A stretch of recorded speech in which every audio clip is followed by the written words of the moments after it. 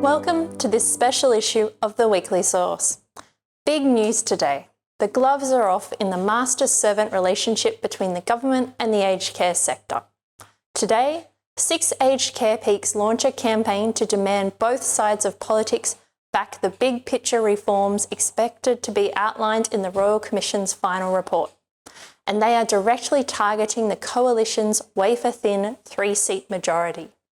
The carefully crafted campaign is timed to coincide with the first 2 full sitting weeks of Parliament, which start this week. It has real money behind it and will run across a range of platforms, including TV, under the tagline, "It's time to care about aged care." It's the brainchild of a new alliance, the Australian Aged Care Collaboration, between the 6 remaining aged care peaks, Laser, AXA, Anglicare Australia, Baptist Care Australia, Catholic Health Australia and Uniting Care Australia, which represent around 70% of operators. As I said, this campaign hasn't just come out of the blue. Its history dates back to a pre-COVID meeting held in February last year of about 25 CEOs. Frustrated with the sector's lack of traction with government on aged care reforms, the group decided they'd had enough. Roping in Laser and AXA, they tested a bipartisan campaign to advocate for the sector during the lead-up to the Eden-Monaro by-election in July 2020.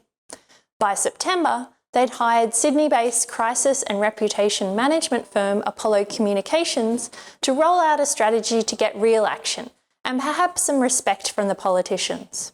Apollo has delivered with a strategy to make both sides of politics stop, look and listen.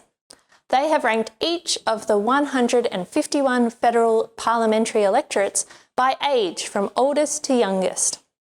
Its findings show that 15 of the 30 seats with the oldest number of voters aged over 55 are marginal, and in some cases held by only a few hundred votes.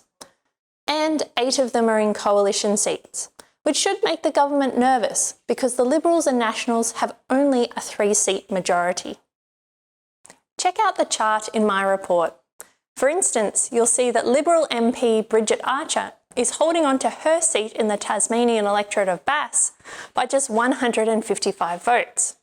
But Labor's Christy McBain is also hanging on to Eden-Monaro in regional New South Wales by only 458 votes.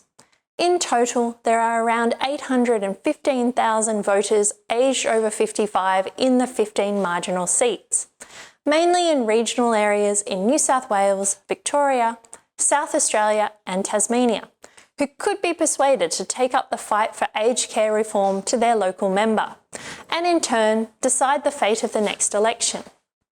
And here is the thing. Can Scott Morrison face down his marginal members? Can he face down his party who enjoy government? Can he reject the findings of the Royal Commission or just put them on the shelf?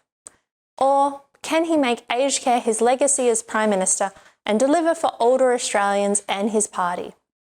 Whichever way, the gloves are off, and I expect a new respect for the sector has dawned. Watch this space.